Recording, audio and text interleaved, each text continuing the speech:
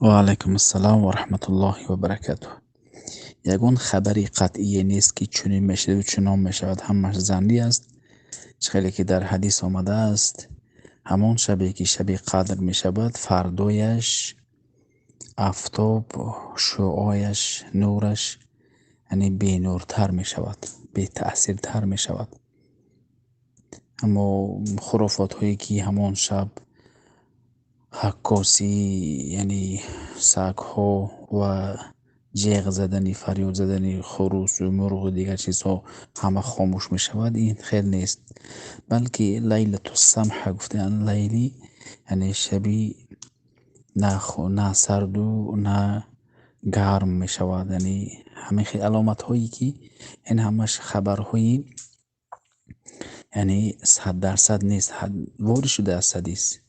لیکن انسان نباید با این یعنی چیز مغرور بشود، بلکه 10 روز آخر رو با عبادت گذراند، خصوصا طاقه شبهای طاقه رو با عبادت و ذکر و مناجات مشغول شود و حرکت بکند، عبادت بکند و قرآن رو بسیار بخواند تا که الله درجهش رو بلند بگرداند.